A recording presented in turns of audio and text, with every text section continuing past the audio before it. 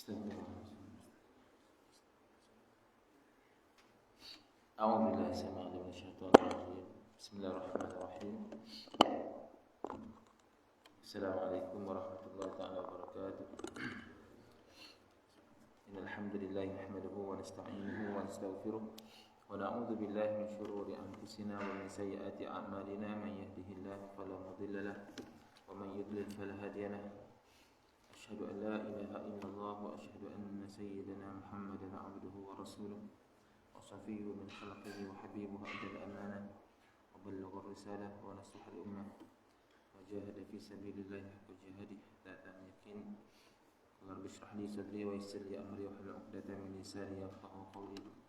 رب زدنا علما وارزقنا فهما. اللهم ارزقنا فهم النبيين وإلهام الملائكة المقربين برحمتك يا أرحم الراحمين. أما بعد. Alhamdulillah, kita bersyukur kepada Allah Subhanahu wa taala pada malam ini dapat kita berkumpul. Jadi untuk pertamanya, bagi siapa yang belum berniat untuk iktikaf, sama-sama kita berniat iktikaf. Nawaitul i'tikaf fi hadzal masjid lillahi ta'ala. Mudah-mudahan keberadaan kita di rumah Allah Ta'ala ini sentiasa mendapat rahmatan, keberkatan dari sisi Allah Subhanahu wa taala. Seterusnya Allah Subhanahu wa taala mengampunkan kita semua insya-Allah. Tuan-tuan yang dirahmati Allah Ta'ala sekalian, pada malam ini kita akan menyambung kembali tafsiran surah Al-Baqarah. Bermula pada ayat yang ke-203 insya-Allah. Kemudian masuk sehingga ke-207. 203, 207 insya-Allah. Pak dan Allah tapi insya-Allah kita akan cuba habiskan sebab dia punya tajuk dia ayat ni dia ada poin-poin Allah Taala bagi disusun ni cantik Ada dia punya penceritaan itu kalau tak habis. Macam ni pun ayat ke-203 ni dia masih lagi ada berkaitan sedikit dengan bab haji.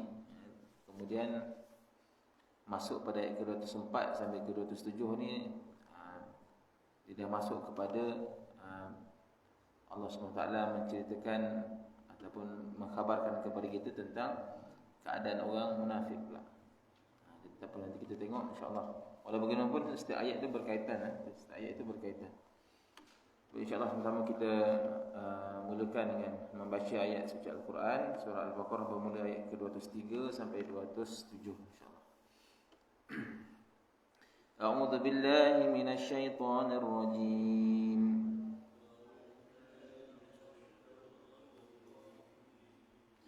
Bismillahirrahmanirrahim.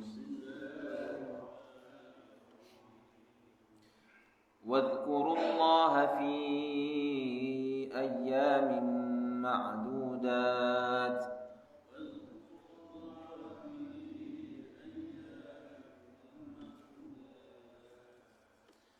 فمن تعجل في يومين فلا إثم عليه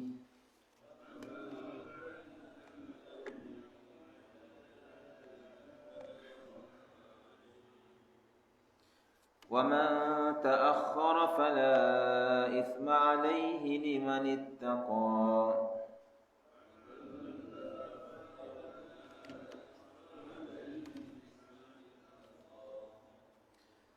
واتقوا الله واعلموا أنكم إليه تحشرون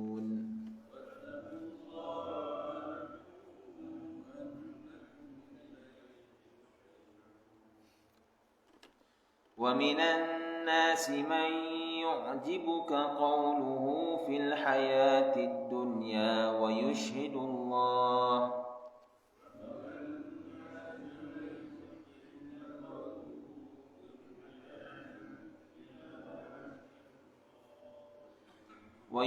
الله على ما في قلبه وهو ألد الخصام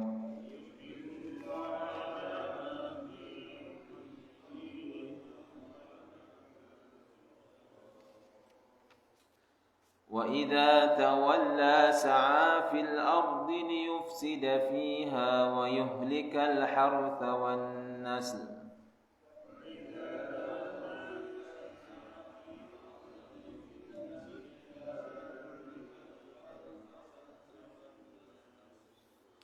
wallahu la yuhibbul fasad.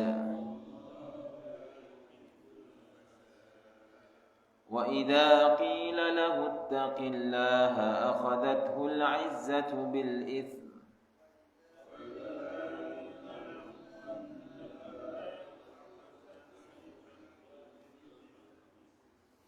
fahasbuhu jahannam wa labi'sal mihad. Wa minan nasi man yashri nafsahu ibtigha'a mardatillah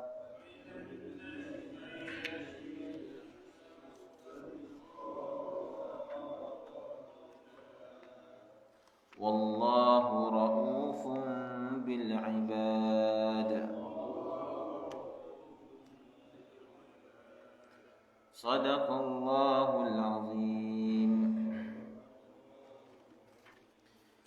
Alhamdulillah, saya baca ayat 203 sampai 207. Kita lihat pada ayat ke-203 Allah SWT berfirman, dan ingatlah dan berzikirlah dengan menyebut Allah di dalam beberapa hari yang berbilang. Faman ta'ajjala fi yawmaini, barang siapa yang ingin cepat berangkat daripada Mina sesudah 2 hari, fala ithma alaih, tidak ada dosa baginya. Wa man ta'akhkhara fala ithma alaih, dan barang siapa yang ingin menangguhkan keberangkatannya daripada 2 hari tersebut, liman fala ithma alaih, maka tidak juga berdosa.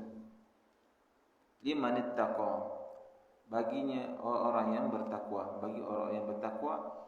Wattaqullaha wa'lamu, dan bertakwalah kamu kepada Allah, dan ketahuilah annakum ilaihi tuhsyarun, bahawa kamu sesungguhnya akan dikumpulkan kepadanya. Ayat ini Allah Subhanahu wa taala menceritakan tentang masih lagi berkisah tentang manasik ataupun keadaan ataupun urusan ibadah haji itu sendiri. Sebagaimana kita lihat pada ayat-ayat sebelum daripada ini pun berkisah tentang urusan ibadah haji. Di antaranya 3 perkara yang perlu bagi orang yang menunaikan rukun fardu haji ini. Antaranya, jangan sampai dia meninggalkan istighfar kepada Allah SWT. Beristighfar, setelah beristighfar kemudian mengingati Allah Subhanahu wa taala dengan memperbanyakkan zikir kepada Allah Subhanahu wa taala. Jadi itu di antara syarat kalau kita nak setiap permohonan yang kita minta kepada Allah Subhanahu wa taala ini diterima. Pertama sekali, jangan sampai kita meninggalkan istighfar, meminta keampunan daripada Allah Subhanahu wa taala. Kemudian kita memperbanyakkan zikir. Memperbanyakkan zikir antaranya bertalbiyah, bertahlil, takbir dan sebagainya. Kita memperbanyakkan mengingati Allah Subhanahu wa taala, memuji Allah Subhanahu wa taala. Itu tandanya memuji Allah Subhanahu wa taala. Kerana orang kafir Quraisy pada ketika itu yang menunaikan ibadah haji juga, mereka juga menunaikan ibadah haji juga. Tapi di antara mereka ada di kalangannya yang selain daripada itu ada juga orang Islam juga melakukan ibadah haji tetapi kerap memuji orang-orang tuanya, kerap memuji orang lain.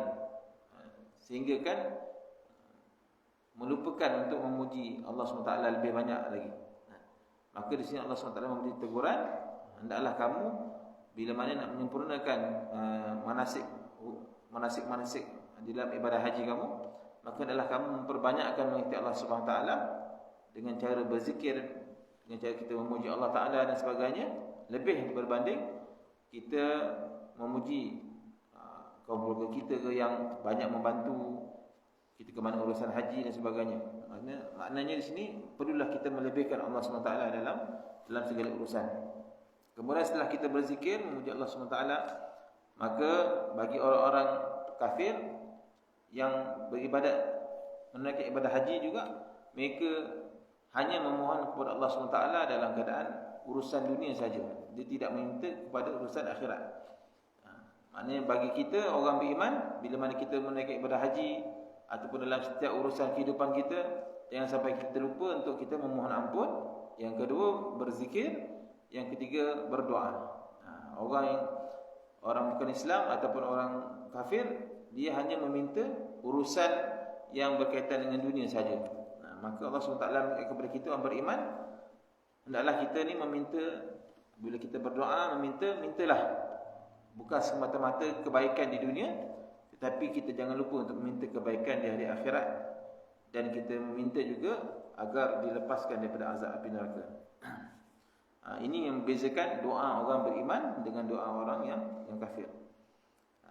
Sebagaimana dalam ayat ini disebut, Rabbana atina fid dunya hasanah wa fil akhirati hasanah wa qina adzabannar.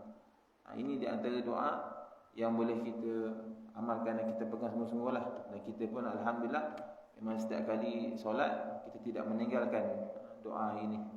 Mudah-mudahan bila mana kita baca tu lebih mendalam lagi kefahaman dan kita punya keyakinan kita kepada Allah Subhanahu Wa Taala. Kemudian setelah itu Allah SWT menyambung pada ayat yang kita bicarakan tadi, ayat ke-203. Juga Allah SWT menyebut tentang perintah uzkurullah. Ingatlah Allah SWT dengan cara memperbanyakkan zikir kepada Allah SWT di dalam beberapa hari yang berbilang. Fi ayyamin ma'dudat. Apa itu ayyamin ma'dudat? Iaitu hari-hari tasyrik dan hari yang dimasukkan dengan al-ayyamil ma'lumat, iaitu 10 hari di dalam bulan Zulhijjah. Maknanya termasuk di antara 1 hingga 10 Zulhijjah. 1 hingga 10 Zulhijjah. Wadhkurullaha fi ayyamin ma'dudat, manakala ikmah menyebut, iaitu membaca takbir pada hari-hari tasyrik setelah salat wajib, iaitu membaca takbir Allahu Akbar, Allahu Akbar. Nak menunjukkan bahawa hendaklah kita memperbesarkan Allah Subhanahu Wa Taala pada hari-hari tasyrik, pada hari Arafah, ataupun pada awal 1 hingga 10 daripada bulan Zulhijjah. Memperbanyakkan memuji Allah Subhanahu Wa Taala. Bagi kita lagi, apatah lagi kan, bagi kita yang tidak pergi menunaikan haji, maka kita hendaklah memperbanyakkan zikir, memperbanyakkan mengikuti Allah SWT pada hari-hari tasyrik ini. Sebagaimana disebut oleh sabda Nabi SAW, Yaumu Arafah wa Yaumun Nahri wa Ayyamut Tasyrik iduna ahlul Islam. Kata Nabi SAW, hari Arafah, hari korban dan hari-hari tasyrik adalah hari raya bagi kita umat Islam. Wa hiya ayyamu aklin wa syurbin, dan ianya merupakan hari makan dan minum. Sebab tu kita diharamkan pada hari tasyrik kita berpuasa, sebab Nabi sendiri sebut adalah hari raya. Hari raya ni maknanya tak boleh makan. Tak boleh puasa. Maka kita tidak dibenarkan kita berpuasa. Sebab nak menunjukkan betapa itulah hari raya. Hari raya kita bergembira, makan minum lah kan. Ada orang raya tak makan, maka dia akan rasa hambar kan. Pergi rumah orang puasa kan, tak ni kan. Hari-hari kita ni memang makan minum je meriahnya kan.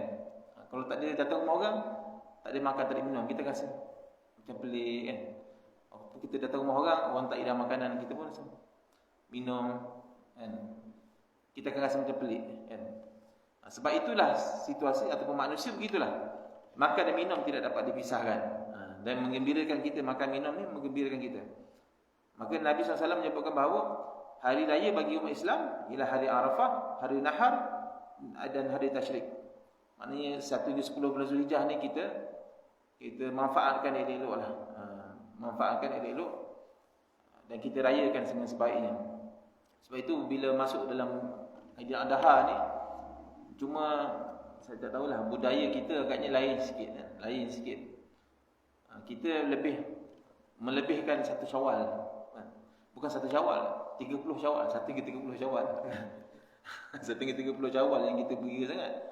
Tapi bila masuk bulan Aidil Adha ni, yang Nabi sebut wahai iduna ahlul Islam, inilah hari raya kita orang Islam. Bila masuk Aidil Adha, kita pun orang korban tak korban kan, tunggu daging datang kat rumah. Bila tak ada orang datang hantar lagi ke? Itu yang fikirnya. Maknanya kita hari raya kita patut kita lah kena korban. Tuan-tuan kalau nak korban kumpul duit sekarang lah. Tapi tuan-tuan depan saya ni semua banyak duit. Kan? Paling tidak pun seorang seekor patutnya. Kan? Kan? Ni kalau seorang seekor ni insya-Allah kan. Buat atas nama masjid. Senang je sekarang ni semua dekat tempat penyembelihan kan. Jadi bayangkan itu hari kita, hari raya umat Islam. Maka jangan kita sia-siakan hari tersebut. Suram je. Bila masuk raya haji je dah terduduk kat rumah. Setakat raya pertama je kan. Padahal raya kita panjang tu. Raya kita panjang, bukan lepas balik takbir lepas tu dah join korban pun tidak, apa pun tidak kan. Duduk rumah tengok TV kan. Tengok TV kan. Rugilah tuan rugi. Harapkan apa nasib ada takbir lepas solat. Takbir raya kan. 3 hari tu takbir raya lepas solat. 4 hari kan. Lepas solat ada takbir.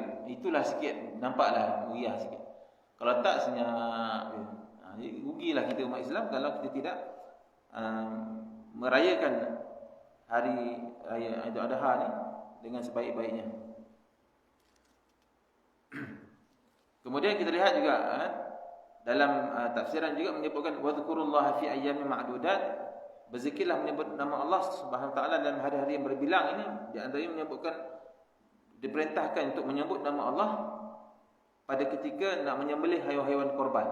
Itu pun antara disebutkan bahawa ayat ini menunjukkan kepada sembelihlah haiwan-haiwan korban kamu dengan sebab mengingati Allah Subhanahu wa taala, dengan menyebut nama Allah Subhanahu wa taala. Sebagaimana dikemukakan oleh mazhab Syafi'i bahawa waktu korban berawal daripada hari penyembelihan sampai hari-hari tasyrik. Berkenaan dengan hal itu juga zikir yang khusus pada setiap usai solat 5 waktu dan zikir mutlak dilakukan pada seluruh keadaan. Ini antara kita memperbanyakkan berzikir kepada Allah SWT. Allah Taala alam. Itu di antara sebut yang dinamakan sebagai memperbanyakkan mengingati Allah SWT pada hari-hari yang berbilang tersebut. Faman ta'ajjala fi yawmaini fala ithma alaihi wa man ta'akhkhara fala ithma alaihi. Dan barang siapa yang ingin bersegera untuk menyempurnakan ibadah haji di Mina itu di Mina selama 2 hari yang kita sebut sebagai nafar awal kan, nafar awal, maka tidak ada dosa baginya. Boleh untuk kita settlekan 2 hari di Mina, kita lengkapkan berapa 42 lontaran ke berapa kan. 3 hari pertama lontar 3 jamrah, kemudian hari kedua lontar lagi 3 jamrah, lepas tu kita dah boleh balik tanpa perlu kita boleh balik ke Mekah, ke Mekah untuk menunaikan tawaf tanpa kita perlu tunggu sampai hari yang ketiga. Itu dinamakan sebagai nafar awal. Kemudian kalau kita waman ta'akhkhara fala ithma alayhi, siapa yang nak lewatkan, dia nak balik sampai hari ketiga, 3 hari dekat Mina, dia nak lontar sampai 3 kali 3 hari, maka pun tidak ada dosa baginya. Fala ithma alayhi, maknanya dua-dua boleh. Itu yang kita namakan sebagai nafar awal dan juga nafar thani. Nafar thani itu sempurnalah kita melontar 3 hari di Mina. Ingat tuan-tuan, ni apa? Kursus haji dah mula dah start balik dah. Tuan-tuan siapa pun boleh pergi kan, kursus haji percuma je kan. Hari Sabtu lah. Kat sini dapat. Oh, dapat. Sini dapat. Kat masjid lah. Alhamdulillah. Jadi kalau nak merasakan suasana tu bolehlah kita pergi tambah ilmu ibadat haji ni, subhanallah dia sangat mengagumkan kita, subhanallah. Rupanya ibadat haji ni, kalau tanya saya tuan-tuan, ibadat haji ni saya daripada dulu saya tak faham. Belajar tak faham. Tak masuk kepala. Bila faham? Dah pergi pun faham. Dah pergi pun faham. Cerita banyak kali ulang-ulang tak masuk kepala. Benda lah nafar benda. Nafar dengan apa apa? Tahalul. Tu. Saya kena confuse. Tahalul apa tahalul? Apa ni ada awal juga. Itu ada awal juga. Bila dah jalan lah senang aja. Bila dah lalu lah senang aja. semua dah terbayang keluar otak ni. Lepas ni pergi sini. Lepas tu tak nak ni, nak balik. Kena jaga pakai ihram macam mana. Dia kena praktikal. Tak praktikal, selagi tak praktikal, saya cakap lah, memang tak ingat-ingat, tak faham-faham. Dia kena praktikal. Paling tidak pun tuan-tuan praktikal lah dekat replika ke apa kat sini kan. Tawaf sa'i dan marwah dan sebagainya tu memang kena belajar dan kena praktikal lah. Kalau bagi saya ada praktikal tu, alhamdulillah, dia akan menyempurnakan lagi kefahaman kita terhadap ibadat haji, insya-Allah. Liman ittaqa, bagi orang-orang yang bertakwa, wattaqullah, dan bertakwalah kamu kepada Allah Taala, dan wa'lamu, dan ketahuilah bahawa kamu semua akan dikumpulkan kepadanya. Ini menunjukkan kepada kita, membayangkan keadaan di Arafah, ramainya manusia itu, itulah nanti kita di hari akhirat bila kita dimatikan kemudian dibangkitkan semula, maka sedemikianlah keadaan manusia yang begitu ramai akan dibangkitkan. Kalau kita rasa susahnya di padang mahsyar, di padang Arafah kan, susah di padang Arafah tu kan, susahnya nak berjalan ke apa, menapak kaki sampai melecet apa semua, itu baru sikit maknanya itulah gambaran kalau di padang mahsyar nanti lebih dahsyat lagi. Jadi kita boleh bayangkan kalau di Arafah tu, mereka-mereka yang duduk di kemah-kemah yang VIP kan, kita jealous juga tengok kan. Tengok kan.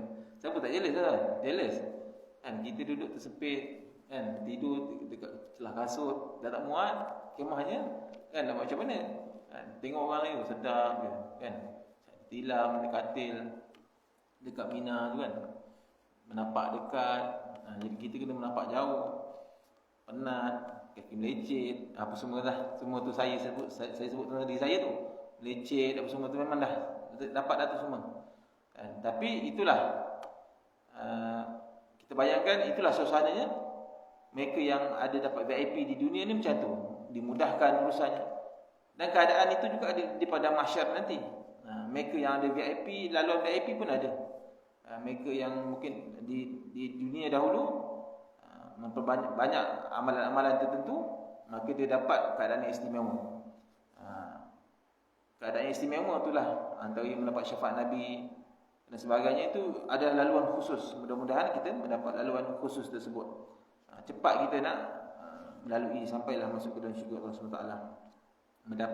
Mendapat buku catatan kita antara kanan, kiri dan sebagainya. Itulah laluan-laluan yang panjang.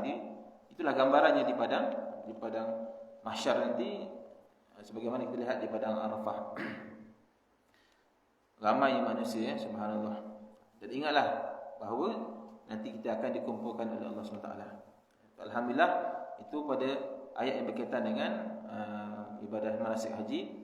Kemudian pada ayat yang ke-204 Allah SWT berfirman, "Wa minan nasi man yu'jibuka qawluhu fil hayati dunya wa yashhadullaha ala ma fi qalbihi wa huwa aladul khisam."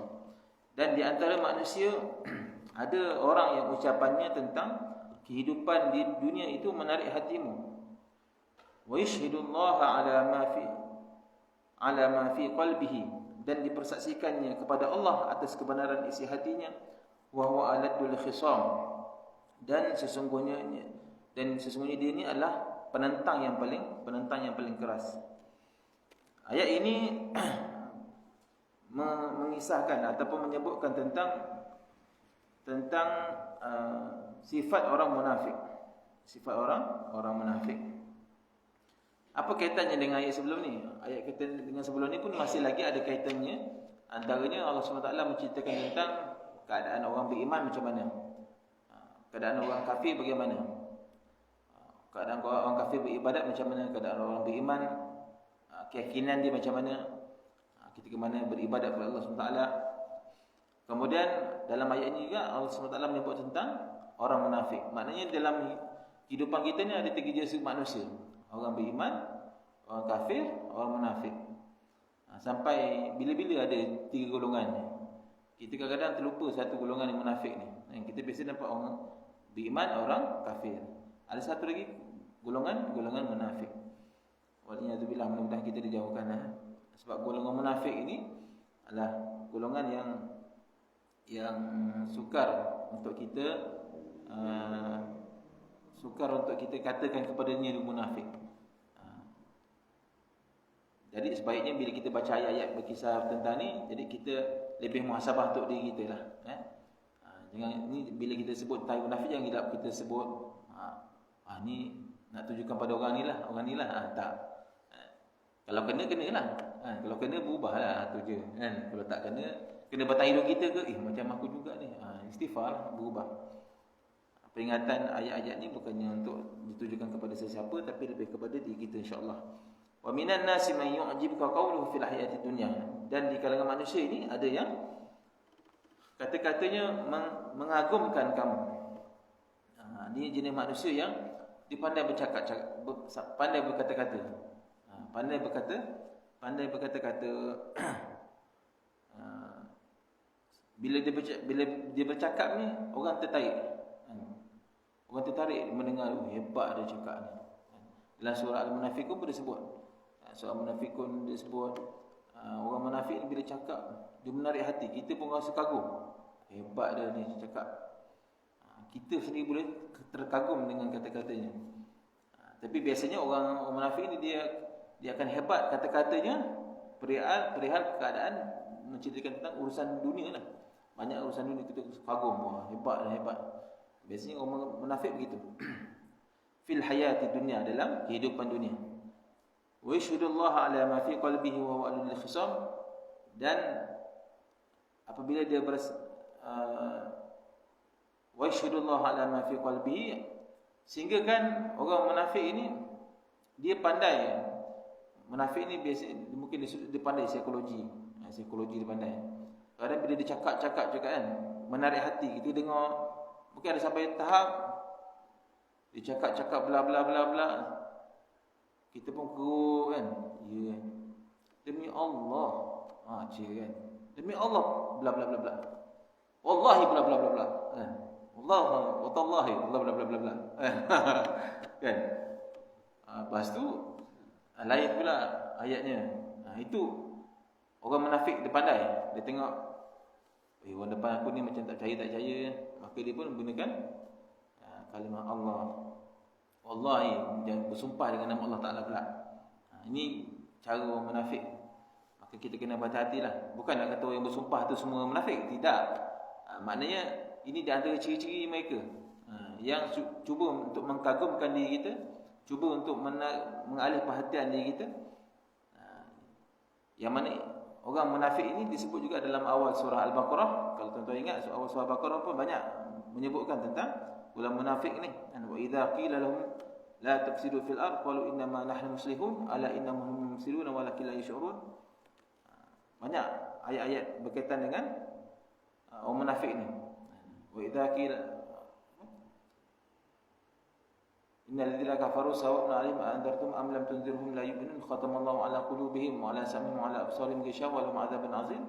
Wa minan nas man yaqulu amanna billahi wa bil yawmil akhir wa ma hum bimu'minin. Dan di antara kalangan manusia ni ada yang mengaku beriman kepada Allah Taala dan hari akhirat, sedangkan mereka ni tidak beriman. Yukhadi'una Allahu alladzina amanu wa ma yakhda'una illa anfusahum wa ma yash'urun fi qulubihim marad. Dalam hati mereka ni ada sakit. Orang munafik ini dia hatinya sakit, tetapi di depan kita sangat bermanis muka. Hatta di depan Nabi SAW pun dia cakap, aku beriman kepada engkau, aku sayang kau ya Allah, wahai Rasulullah, aku kasih ya Allah, dan sebagainya depan Nabi. Maka Nabi pun terima. Tapi bila dia balik, dia keluar, ni pun hari kisah, bila dia balik, dia keluar, lalu kat jalan nampak orang, jumpa orang kafir, jumpa golongan dia, maka dia pun jadi balik macam dia balik, kutuk Nabi balik. Itu golongan orang munafik ni. Wa huwa aladul khisam, dan dianya adalah penentang yang paling keras. Betapa munafik ini di depan kita bersaksi bahawa dia beriman dan sebagainya, tetapi bila dia di belakang, dia merupakan penentang yang paling keras, pembangkang yang paling keras. Belakang memang dia bangkang, sebangkang-bangkang. termasuk kisah mereka ni juga yang cuba mempengaruhi golongan-golongan orang beriman yang lain. Pernah yang disebut sebagai Al-Akhnas, seorang munafik zaman Nabi SAW, dia juga pernah mengikut perang Badar pada peringkat awal. Tapi dia cuba kaburkan manusia pada kita, sahabat-sahabat yang nak pergi Badar sekali, cakap tentera ramai dan sebagainya. Ni kalau kita pergi mati kita. Kan? Kita tak cukup, tentera kita tak ramai. Tentera kafir ramai. Tentera kaum kafir Quraisy ramai. Maka daripada yang ramai itu menjadi sikit, disebabkan kerana terpengaruh dengan kata-kata golongan-golongan munafik ini. Ini peristiwa ini berlaku dan akan berlaku sepanjang zaman golongan ini. Tetap ada sampai bila-bila. Wa huwa aladul khisam, yang paling banyak membangkang. Orang munafik ini kalau dalam istilah peribahasa kita ni banyak lidah bercabang dua pun boleh juga kita katakan. Apa lagi? Seperti gunting dalam lipatan pun boleh. Api dalam sekam, banyak lagi Musang berbulu ayam pun banyaklah. Itu semua ditujukan kepada golongan-golongan munafik ini. Itu peribahasa untuk orang munafik. Sebagaimana juga Nabi SAW sebut, ayatul munafik thalas, idza hadatha kadzaba. Bila mana dia berbicara, dia berdusta. Wa idza ahada ghadar, dan jika berjanji dia ingkar. Dan apabila dia bertengkar, wa idza khasama fajar, dan bila mana dia bertengkar, dia berbuat jahat. Bila dia benar bertengkar, dia berbuat jahat. Banyaklah ada hadis Nabi berkaitan dengan sifat orang munafik ni. Bila dia berkata dia berbohong dan sebagainya. Itu di antara ciri orang munafik yang disebutkan oleh Allah SWT dalam ayat ini. Kemudian Allah Taala menyebutkan dalam ayat 205, wa idza tawalla sa'a fil ard, dan apabila ia berpaling daripadamu, ia berjalan di muka bumi ini, liyufsidu fiha wa yuhlikal hartha wan nasl. Ia berjalan di bumi untuk mengadakan kerosakan padanya dan merosakkan tanam-tanaman dan binatang ternakan. Wallahu la yuhibbul fasad, dan Allah Taala tidak menyukai kebinasaan. Ini satu lagi ciri orang munafik ini ialah orang munafik ini bila dia berpaling daripada dalam ayat ni, kisah bagaimana Al-Akhnas tadi lah, dia jumpa Nabi SAW, dia mengaku beriman, dia sayang Nabi dan sebagainya. Bila dia balik, bila dia berpaling daripada Rasulullah SAW, dia lalu jalan, dia melakukan kerosakan. Dia nampak pokok-pokok, dia tengok ini tanaman orang beriman ni, dia rosakkan. Nampak ini sawit. Ini sawit Pak Imam ni contoh. Pak Imam cahaya bagus sangat. Pak habis. Sawit tu dikosak-kosakkan. Contoh. Orang tak nampak kan? Dia tak. Lalu dekat mana? Lalu nampak ni lembu siapa ni kan? Lembu siapa? Oh, lembu orang beriman ni dia geram. Dia buatlah dajal kat binatang tu, kambing apa. Itu orang munafik punya perangai. Kita boleh katakan bahawa dia ni memang membawa kerosakan. Orang munafik, bila jalan dia ada benda yang boleh dirosakkan, asalkan ni orang beriman punya, dia akan cuba rosakkan. Dia cuba membuat satu kerosakan di atas muka bumi ini. Itulah ciri orang munafik. Dan Allah SWT menyebutkan Allah Taala tidak menyukai akan kebinasaan yang dilakukannya. Inilah di antara yang disebutkan orang munafik, yang keinginan dalam diri ini tidak ada keinginan selain daripada ingin membuat kerosakan di atas muka bumi ini. Tak kiralah apa-apa saja. Sebab itu kerosakan di atas muka bumi ini banyak dilakukan oleh manusia yang bergerak orang munafik ini. Di depan kita manis. Jadi orang-orang yang kalau dia boleh berubah lah kan? Kawan menjadi lawan kan? Berubah. Dulu jahat jadi baik, baik jadi jahat, berpusing-pusing. Dia berpusing-pusing keadaan orang munafik ni. Hari ni macam-macam lah kan? Dalam politiknya kan, bukan dalam ekonominya pun macam-macam, dan berbisnes sanggup, asalkan kepentingan diri itu dapat dipenuhi. Maka ini adalah satu benda yang patut kita hati-hatilah. Wallahu la yuhibbul fasad, dan Allah Taala tidak menyukai orang-orang yang sedemikian, yang melakukan kerosakan di atas muka bumi ini. Wa idza qila lahu ittaqillah, pada ayat ke-206, wa idza qila lahu ittaqillaha akhadathu al-'izzatu bil ithmi, dan jika dikatakan kepadanya bertakwalah kepada Allah, akhadathu al-'izzah, dan apabila dikatakan kepada orang munafik ini, ittaqillah, bertakwalah kamu kepada Allah Taala, ataupun kita tengok taubatlah kan, atau bahasa kan. Kalau kita kenal orang macam ni, kita nampak ada orang buat kerosakan, ada orang buat kemungkaran dan sebagainya, maka kita ni nak menegur dia. Takillah ke, tak kisahlah apa ayat sekalipun kan, kita tegur dia. Maka kalau orang munafik, akhadathul 'izzah, ni ayat, dia melenting sombong, akhadathul 'izzah, bangkitlah kesombongannya yang menyebabkannya membuat dosa. Dia menolak, enggan, dan menjadi sombong dan marah. Ini ciri yang kita hati-hatilah kan. Kalau ini ciri-ciri orang kita boleh nampak, bila mana ditegur dan sebagainya, dia nak melenting dan sebagainya, tak nak terima apa yang teguran yang diberikan. Fahasbuhu jahannam wala bi'sal mihad, maka cukuplah balasannya neraka jahanam, dan sesungguhnya neraka jahanam itu tempat tinggal yang seburuk-buruknya. Neraka jahanam itu maksudnya lebih cukup darinya sebagai siksaan di atas segala perbuatan orang munafik ini. Orang munafik ini memang dia akan menyebabkan kerosakan. Dah macam Ya'juj Ma'juj semua dia juga. Orang munafik ini dia tidak akan membawa kebaikan dalam komuniti kita dan sebagainya. Orang macam ni dia akan membawa kerosakan. Sebab itu kalau kita ni ada ciri-ciri, orang ni ada ciri-ciri dan sebagainya, kalau boleh kita jangan kena kawal orang macam ni.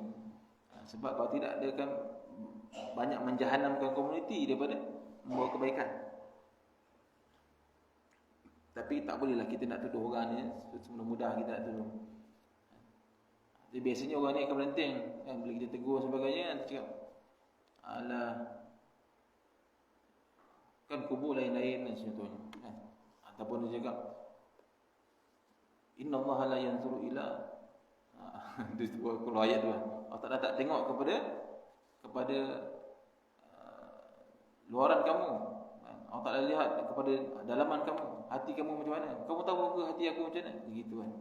Itulah pula dalam zaman sekarang ni kan, LGBT bagai ni semua, bila kita tegur, kamu tak tahu hati.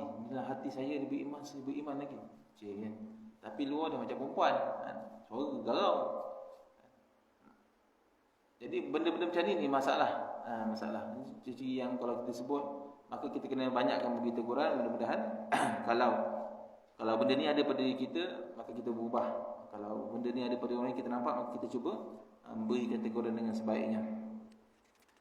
Kalau tidak apa? Fahasbuhu jahannam, maka Allah Ta'ala memberikan peringatan yang sangat keras mereka yang tidak berubah daripada sifat munafik ini. Fahasbuhu jahannam, maka tempatnya yang paling layak adalah neraka jahannam. Wa'alaikumsalam. Dan memang pun orang kafir ini, orang munafik ini, memang Allah Ta'ala dah sebut, innal munafiqina fid darkil asfali minan nar. Tempat orang munafik ini memang tempat yang paling bawah sekali. Kalau tempat paling bawah, tempat yang paling panas kan, tempat yang paling bawah paling panas sekali. Itulah tempat orang munafik. Maknanya kita hati-hatilah. Orang munafik ni macam mana? Dia macam kita sebut tadi, bila dia bercakap, dia berbohong. Itu cakap sekian, janji sekian, lepas tu tak, bohong. Bila bercakap, kadzaba, idza haddatha kadzaba, wa idza wa'ada akhlafa, bila dia berjanji dia mungkir, bila diberikan amanah dia khianat, wa idza tumina khana, bila diberikan amanah dia khianat. Jadi ini antara ciri-ciri kalau ada dalam diri kita, minta dijauhkan. Kita jauhkan dan kita cuba berubah. Jangan sampai ada sifat munafik dalam diri kita.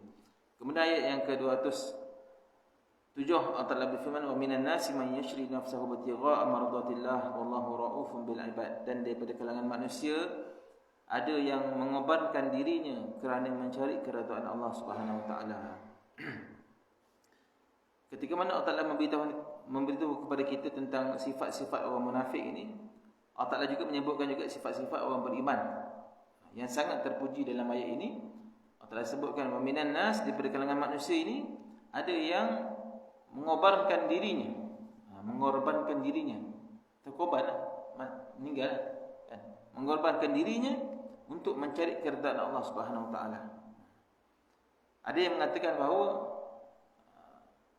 ayat ini diturunkan antara sebab nuzulnya ialah berkaitan dengan Suhaib bin Sinan Ar-Rumi, sahabat Nabi SAW, seorang kaya yang hebat, tinggal di Mekah ketika mana perintah berhijrah itu diberikan. Maka Suhaib bin Sinan ni antara sahabat Nabi yang nak pergi berhijrah, padahal dia ni seorang yang kaya, dan dia ni orang Rom. Sebab itu dia panggil Ar-Rumi. Maknanya dia ni orang imigran, datang daripada tempat luar, duduk dekat Mekah, bisnes dan sebagainya, jadi kaya-kaya. Kemudian bila dia masuk Islam, dia nak berpindah daripada Mekah ke Madinah, nak berhijrah. Maka pada ketika itu orang kafir Quraisy ni jumpa Suhaib ni. Dia menghalang. Ada setengah riwayat ketika mana Suhaib ni nak berjalan, nak bergerak ke Madinah, maka dihalang oleh beberapa orang kafir Quraisy. Maka orang kafir Quraisy antara kata-kata dia kata, wahai Suhaib, engkau ni dulu datang sini, kita orang bagi support semua, bagi geran, apa lagi kan, kita bagi support semua, kita bagi kan, bagi yang macam-macam kan, cukai apa semua kita kurang macam-macam lah kan, kita bagi support. Ni kamu dah kaya-kaya semua ni, kamu nak bawa harta kamu dengan diri kamu sesenang je, gitu je kan, nak tinggalkan Mekah. Maka Suhaib bin Sinan ni pun kata, kalau kau berani, kau sini saya ringkas ayat dia panjang dalam hadis. Maka kalau ringkas, kalau kamu nak lawan nanti, silakan, aku bersedia. Tapi kalau kamu nak harta aku tinggalkan, kamu ambil.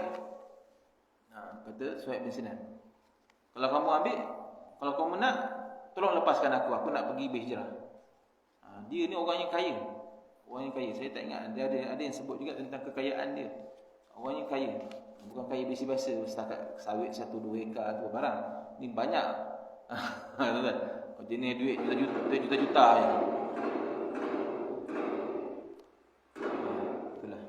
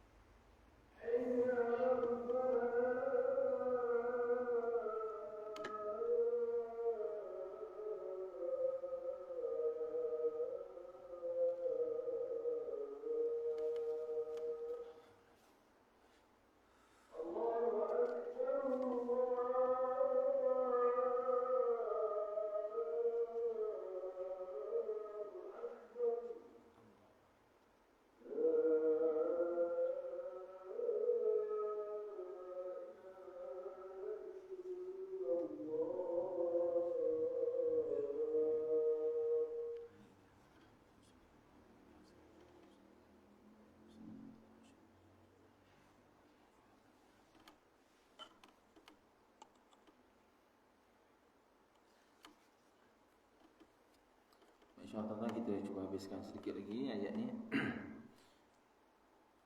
Begitulah yang namanya Suhaib bin Sinan Ar-Rumi, sahabat Nabi SAW, seorang yang kaya, seorang yang hebat. Bila mana dia ditahan dalam perjalanan nak pergi berhijrah ke Madinah, ditahan oleh beberapa orang kafir Quraisy. Kemudian Suhaib bin Sinan ni menawarkan harta bendanya. Seluruh harta bendanya tidak tersisa sedikit pun. Apa yang ada dekat tangan itu je lah yang dia bawa pergi. Tidak tersisa apa pun. Dia meninggalkan semua hartanya. Tuan-tuan boleh bayangkan, kita dah ada harta benda banyak kat sini, tinggalkan pergi ke tempat lain. Tinggalkan. Habis hartanya kan semua bagi kat orang. Pergi ke satu tempat yang tidak pasti lagi.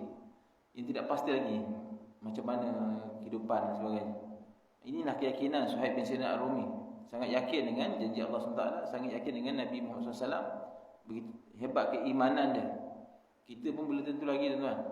Kita disuruh beriman sebegitu sekali, menunjukkan tahap keimanan kita sampai begitu sekali. Mungkin kita akan pada tiap kita ke plan simpan harta sebagainya. Ni dia tidak disebut. Aku ada harta, aku beritahu kalau kau nak, kalau kau lepaskan aku, maka aku akan bagi harta-harta aku ni dekat Mekah, aku akan beritahu kat mana hartanya, kat mana. Ambil lah. Maka diberikan hartanya semua kepada orang kafir Quraisy. Dan itulah orang kafir Quraisy, itulah orang kafir. Mereka hanya menginginkan keperluan dunia saja, harta benda, dan meninggalkan akhirat. Tetapi berbeza dengan Suhaib, dia mengambil keuntungan akhirat insya-Allah. Maka ketika mana sampai dia di Madinah, sampai Madinah, maka Nabi jumpa Nabi sebut, beruntunglah kamu wahai Suhaib, beruntunglah kamu. Maknanya Nabi dah tahu dah pengorbanan yang dilakukan oleh Suhaib bin Sinan, mujizat Nabi sallallahu. Nabi tahu. Maka Nabi tersebut, beruntung kamu wahai Suhaib, beruntung. Kamu mengorbankan harta benda kamu di jalan Allah Subhanahu taala.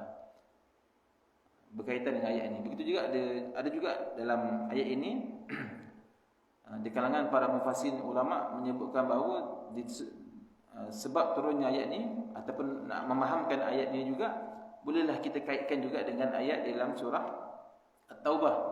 Bagaimana Allah SWT berfirman, innallaha ishtara minal mu'minina anfusahum wa amwalahum bi anna lahumul jannah yuqatiluna fi sabilillah fayaqtuluna wa yuqtalun wa'adan 'alaihi haqqun fit tawrat wal injil wal qur'an wa man awfa bi ahdihi minallah fastabshiru bi bai'ikum alladhi bay'atum bih wa dzalika huwal fawzul 'azim.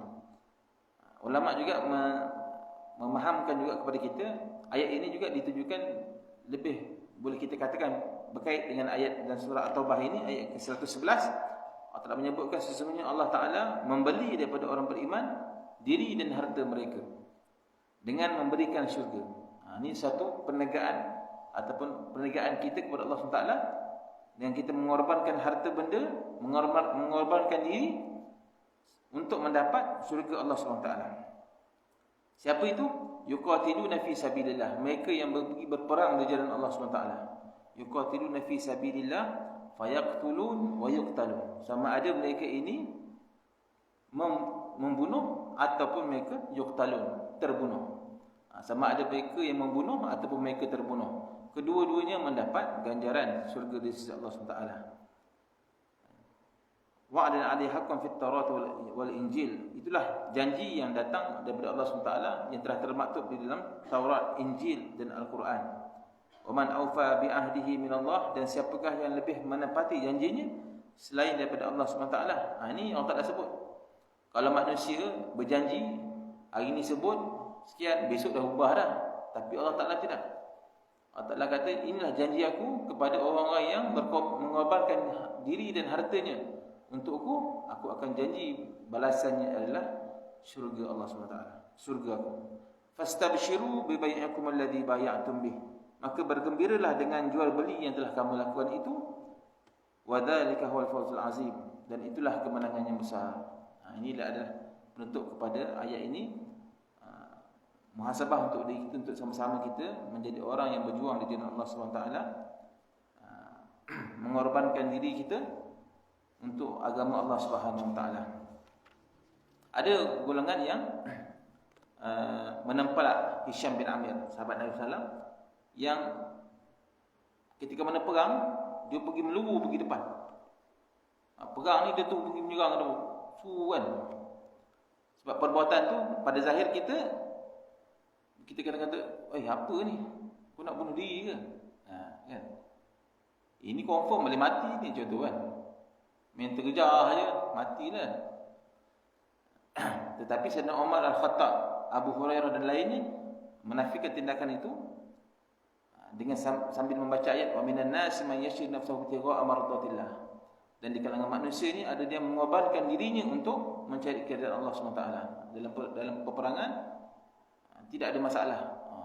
Memang kata sama ada fayaqtulun wa yaqtalun, sama ada dia yang membunuh ataupun dia yang terbunuh. Kedua-duanya mendapat ganjaran di sisi Allah SWT. Allah Ta'ala, mudah-mudahan kita mendapat keazaman yang kuat untuk sama-sama kita menegakkan agama Allah SWT, menjauhkan daripada sifat-sifat munafik dalam diri kita.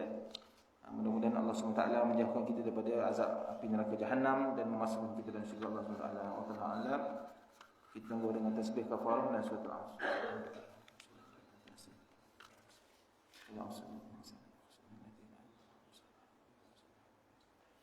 A'udzu billahi minasyaitonir rajim. Bismillahirrahmanirrahim. Alhamdulillahi alamin wassalatu wassalamu ala asyrafil mursalin wa ala alihi washabbihi ajmain.